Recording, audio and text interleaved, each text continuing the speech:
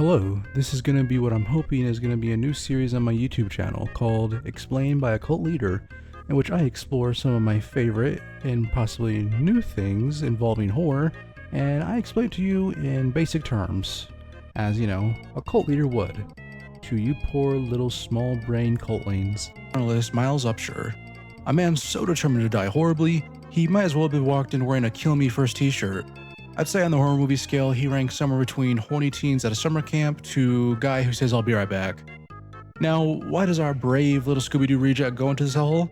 Well, because mysterious whistleblower told him there were shady experiments happening inside, and instead of doing literally anything else with his life, he says, "Yeah, let me break into this asylum on a, stormy night and see what could go wrong." But here's what really blows out my sacrificial candles: a location.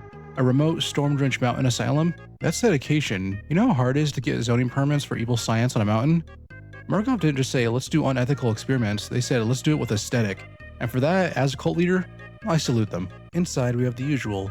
Dead bodies, blood-soaked hallways, a priest who definitely skipped seminary and went straight to creepy whispering and blood rituals. We love a religious wildcard. Every asylum needs one. And thus, we also meet the man, the myth, the legend, Chris Walker.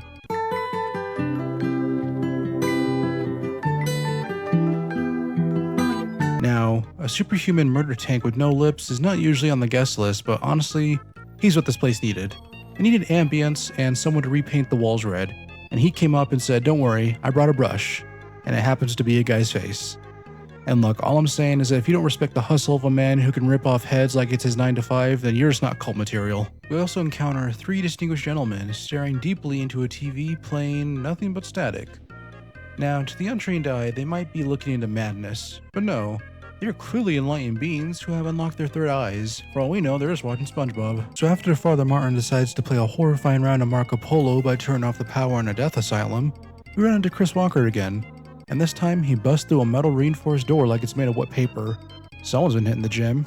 Either that or sacrificing a lot of interns. Miles, being the spindly little journalist he is, does his best cockroach impression and scurries down in the basement to reset the power. Now, as a cult leader, I would personally have just willed the lights back on with my arcane power. However, Miles is tragically unenlightened. No runes, no rituals, not even glowing eyes. Honestly, it's his loss. Down in the basement, he gets chased by a rather cranky variant who just wanted a quiet basement vibe and didn't ask for visitors, which is fair. Miles flips a switch, hits a button, and then boom, the power's back. And what is his reward for doing all this? Father Martin drugs him. Now, I could make a spicy joke about a priest drugging someone, but what really grinds my ceremonial gears is that this entire security force gets torn apart by an invisible force and none of them remember to wear their magical protections, charms, talismans. Amateurs. Total amateur work. And that is chapter 1 of Outlast. I do plan on doing the other ones and maybe I'll actually put them all together in one big video. But for now, I'd like to separate these in different parts. I'm still kind of new to this YouTube thing and I'd like to take my time in editing my videos. So thank you for watching. Just be sure to like, comment, subscribe, and let me know if you want to see more of this kind of stuff, because I had a lot of fun making it. I'm on that good cushion alcohol.